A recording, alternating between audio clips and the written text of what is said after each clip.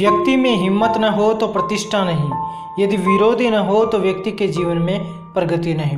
नमस्कार दोस्तों, मैं हूं आर डी प्रजापति। स्वागत करता हूं आप सबका स्टडी इन यूट्यूब चैनल के 11 सितंबर 2020 के करंट अफेयर्स के वीडियो में। दोस्तों, आज के करंट अफेयर्स की पीडीएफ आप हमारे टेलीग्राम चैनल से डाउनलोड कर सकते हैं, जिसकी लिंक आपको वीडियो के डिस्क्रिप्शन बॉक्स में मिल जाएगी। अगर आप हमारे चैनल पर नए हैं और वीडियो देख रहे हैं तो वीडियो को आप अंत तक देखिए। आपको वीडियो कैसा लगा जरूर से कमेंट बॉक्स में बताइए। साथ ही इस वीडियो ने यूट्यूब चैनल को सब्सक्राइब करके बेल आइकन प्रेस कर लीजिए, ताकि आने वाले वीडियोज के नोटिफिकेशन आपको सबसे पहले मिल जाए। ठीक है दोस्तों, अब शुरू करेंगे पिछले वीडियो के प्रश्न के जवाब के साथ। पहला प्रश्न है, CFI यानी कि साइकिलिंग फेडरेशन ऑफ इंडिया किस वर्ष पहली बार साइकिलिंग शिखर सम्मेलन की मेजबानी करेगा? तो CFI यानी कि साइकिलिंग फेडरेशन ऑफ इंडिया 2021 में साइकिलिंग शिखर सम्मेलन की मेजबानी करेगा। अगला प्रश्न है, किस राज्य में पर्यटन को बढ़ावा देने के लिए नदियों में क्रूज चलाने की शुरुआत की गई है? तो उड़ीसा राज्य में पर्यटन को बढ़ावा देने के लिए नदियों में क्रूज चलाने की शुरुआत की गई है। अब पिछले वीडियो के प्रश्नों का रिवीजन करेंगे। पहला प्रश्न है, हाल ही में किसने देश के 9 राज्यों में 22 बांस समूह को लॉन्च किया है? तो केंद्रीय कृषि मंत्री नरेंद्र सिंह तोमर द्वारा देश के 9 राज्यों में 22 बांस समूह को लॉन्च किया गया है। अगला प्रश्न है, YSR संपूर्ण पोषण योजना और YSR संपूर्ण पोषण प्लस योजना किस राज्य में शुरू की गई है? तो आंध्र प्रदेश राज्य में YSR संपूर्ण पोषण योजना और YSR संपूर्ण पोषण प्लस योजना शुरू की गई है। अगला प्रश्न है, भारतीय अंतरिक्ष अनुसंधान संगठन चंद्रयान 3 कब लॉन्च करेगा? तो 2021 में भारतीय अंतरिक्ष अनुसंधान द्वारा चंद्रयान 3 को लॉन्च किया जाएगा। अगला प्रश्न है, हाल ही में राष्ट्रीय सांख्यिकी कार्यालय द्वारा जारी साक्षरता सर्वेक्षण के अनुसार किस राज्य में सबसे अधिक साक्षरता है? तो केरल में सबसे अधिक साक्षरता है, सांख्यिकी कार्यालय द्वारा जारी की गई साक्षरता सर्वेक्षण के अनुसार। अगला प्रश्न है, अंतर्राष्ट्रीय साक्षरता दिवस कब मनाया जाता है? तो 8 सितंबर को अंतर्राष्ट्रीय साक्षरता दिवस मनाया जाता है। अगला प्रश्न है, हाल ही में जयपुर में पत्रिका गेट का उद्घाटन किसके द्वारा किया गया है? तो प्रधानमंत्री नरेंद्र मोदी के द्वारा पत्रिका गेट का उद्घाटन किया गया है। अगला प्रश्न है, अंतर्राष्ट्रीय संपर्क रहित debit card signature visa debit card किस बैंक ने लॉन्च किया है? तो बैंक ऑफ इंडिया के द्वारा signature visa debit card launch किया गया है। अगला प्रश्न है, शिक्षा को हमलों से बचाने का अंतर्राष्ट्रीय दिवस हाल ही में कब मनाया गया? तो 9 सितंबर को शिक्षा को हमलों से बचाने का अंतर्राष्ट्रीय दिवस मनाया गया और यह 2020 में पहली बार मनाया गया है। तो इस बात को आप ध्यान रखें कि 9 सितंबर को शिक्षा को हमलों से बचाने का अंतर्राष्ट्रीय दिवस पहली बार मनाया गया है। तो दोस्तों, ये तो होगी रिवीजन की बात। इन रिवीजन जो क्वेश्चन है इनको आप डिटेल में जानना चाहते हैं तो आप पिछले दिन के जो वीडियो हैं उसको ज़रूर से देखें। अब चर्चा करेंगे आज के यानी कि 11 सितंबर 2020 के जो महत्वपूर्ण करंट अफेयर्स बनते हैं उनकी। उससे पहले बोलेंगे कि वीडियो अगर आपको पसंद आ रहा है तो लाइक करिए, शेयर करिए और स्टडी इन यूट्यूब चैनल को सब्सक्राइब करके बेल आइकन प्रेस करके रखें, ताकि आने वाले वीडियोज़ के नोटिफिकेशन आपको सबसे पहले मिल जाए। आज का पहला प्रश्न है, देश की दूसरी और दक्षिण भारत की पहली किसान रेल किस राज्य में शुरू की गई है? तो आंध्र प्रदेश राज्य में देश की दूसरी और दक्षिण भारत की पहली किसान रेल शुरू की गई है। दोस्तों, ये जो है आंध्र प्रदेश के अनंतपुर से दिल्ली के आदर्श नगर रेलवे स्टेशन के लिए रवाना की गई है। दोस्तों, इससे पहले देश की पहली रेलगाड़ी चलाएगी किसान रेलगाड़ी, वो कहाँ से कहाँ तक? महाराष्ट्र के देवलाली और बिहार के दानापुर के बीच में चलाई गई। यहाँ पे आंध्र प्रदेश में जो कि दक्षिण भारत की पहली किसान रेल चलाई गई। तो आंध्र प्रदेश की बात करें तो आंध्र प्रदेश की राजधानी क्या है? हैदराबाद, जो कि कानूनी राजधानी है, और अमरावती भी इसकी राजधानी है। दोस्तों, गवर्नर कौन है? विश्वभूषण हरिचंदन। और आंध्र प्रदेश के CM है जगनमोहन रेड्डी। विधान परिषद की 58 सीटें आंध्र प्रदेश में है, विधानसभा की 176 सीटें, और आंध्र प्रदेश में राज्यसभा की 11 और लोकसभा की 25 सीटें हैं। अगला प्रश्न है, कौन सा बैंक जैविक कपास उत्पादकों के लिए सफल नामक एक नया बैंक ऋण उत्पाद शुरू कर रहा है? तो दोस्तों, स्टेट बैंक द्वारा सफल नामक एक ऋण उत्पाद शुरू किया जा रहा है, जो कि जैविक कपास उत्पादकों के लिए शुरू किया गया है।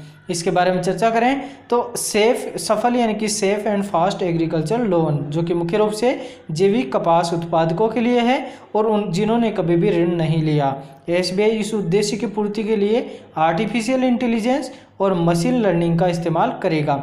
स्टेट बैंक ऑफ इंडिया की बात करें तो अध्यक्ष कौन है? रजनीश कुमार, और हेडक्वार्टर है मुंबई में।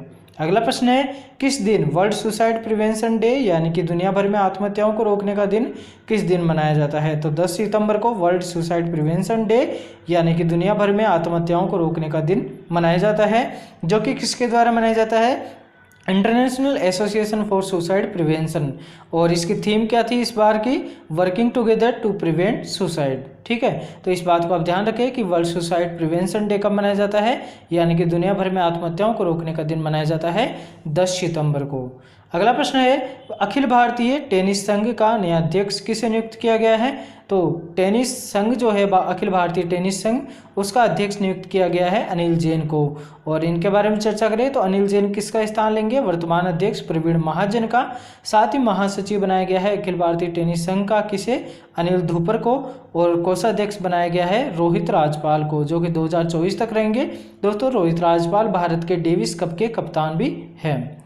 अगला प्रश्न है, fantasy sports gaming platform player sport ने किसे अपना ब्रांड एम्बेसडर नियुक्त किया है? तो जो प्लेयर स्पोर्ट है उसने भुवनेश्वर कुमार और स्मृति मंदाना, जो कि दोनों ही क्रिकेटर है, उन दोनों को अपना ब्रांड एम्बेसडर नियुक्त किया है। और इस बात को पढ़ें अपन। तो प्लेयर स्पोर्ट एक क्या है? फैंटेसी स्पोर्ट्स गेमिंग ऐप है, जो कि अपने यूजर्स को फैंटेसी क्रिकेट खेलने के लिए सक्षम बनाता है। अगला प्रश्न है, किस बैंक को ईज बैंकिंग सुधार सूचकांक 2.0 में पहले स्थान पर रखा गया? तो बैंक ऑफ बड़ौदा इस शीर्ष स्थान पर है, यानी कि सूचकांक 2.0 किसमें? ईज बैंकिंग सुधार में। तो इसमें बैंक ऑफ बड़ौदा पहले स्थान पर है और भारतीय स्टेट बैंक दूसरे स्थान पर, ओरिएंटल बैंक ऑफ कॉमर्स तीसरे स्थान पर है। भारतीय बैंकिंग संघ यानी कि इंडियन बैंकिंग एसोसिएशन द्वारा इस सूचकांक को जारी किया गया, जिसका नाम है ईज यानी कि enhanced access and service excellence. तो इस बात को आप जरूर से ध्यान रखें। दोस्तों, इंडियन बैंकिंग एसोसिएशन यानी कि भारतीय बैंकिंग जो संघ है, उसका सीईओ वर्तमान में कौन है? सुनील मेहता। और इसका हेडक्वार्टर है मुंबई में। अगला प्रश्न है, वर्ष 2019 के लिए प्रतिष्ठित इंदिरा गांधी शांति पुरस्कार से किसे सम्मानित किया गया है? तो सर डेविड एटनबरो को वर्ष 2019 के लिए प्रतिष्ठित इंदिरा गांधी शांति पुरस्कार से सम्मानित किया गया है। दोस्तों, जो एटनबरो है वो एक अंग्रेजी प्रसारक है और इतिहासकार है। वह बीबीसी नेचुरल हिस्ट्री यूनिट को लिखने वाले और प्रस्तुत करने के लिए लोकप्रिय है। दोस्तों, उन्होंने पृथ्वी पर जैव विविधता को संरक्षित और सुरक्षित करने के लिए जागरूक करने का कार्य किया और इसके लिए उन्हें इंदिरा गांधी शांति पुरस्कार 2019 के लिए सम्मानित किया गया। दोस्तों, जो इंदिरा गांधी शांति पुरस्कार है वो किसके द्वारा दिया जाता है? इंदिरा गांधी मेमोरियल ट्रस्ट के द्वारा। तो इस बात को आप ध्यान रखें, इंदिरा गांधी मेमोरियल ट्रस्ट द्वारा दिया जाता है इंदिरा गांधी शांति पुरस्कार। इसे 1986 में शुरू किया गया था और 21 क्षेत्र में दिया जाता है। शांति, निशस्त्रीकरण और विकास पुरस्कार ये प्रतिवर्ष ऐसे लोगों को दिया जाता है जिसने समाज सेवा, निशस्त्रीकरण या फिर विकास के कार्य में कोई महत्वपूर्ण योगदान दिया हो। दोस्तों, इस पुरस्कार में 25 लाख रुपए दिए जाते हैं और एक ट्रॉफी और एक प्रशस्ति पत्र प्रदान किया जाता है। तो इस बात को आप जरूर से याद रखें। इस बात को जरूर से याद रखें कि ये किसके द्वारा दिया जाता है? इंदिरा गांधी मेमोरियल ट्रस्ट द्वारा। और शुरू कब किया गया? 1986 को। और एक और प्रश्न कि 2019 में इंदिरा गांधी शांति पुरस्कार से किसे सम्मानित किया गया? तो सर डेविड एटनबरो को। तो इस बात को जरूर से याद रखें।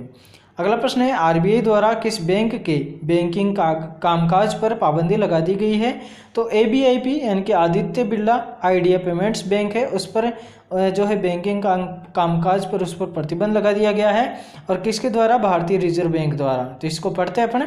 भारतीय रिजर्व बैंक द्वारा बैंकिंग विनियम अधिनियम 1949 के तहत 28 जुलाई 2020 से आदित्य बिरला आइडिया पेमेंट्स यानी कि एबीआईपी बैंक के बैंकिंग कामकाज पर पाबंदी लगा दी गई है। Aditya Birla idea payments bank में ग्रोसिम इंडस्ट्रीज की 51% और वोडाफोन आइडिया लिमिटेड की 49% हिस्सेदारी थी। दोस्तों, जो Aditya Birla idea payments bank है उसने खुद ने ही जो है बैंकिंग सेक्टर से बाहर होने के लिए आवेदन किया था और अब जो है भारतीय रिजर्व बैंक ने इसको पाबंद कर दिया इस चीज़ के लिए।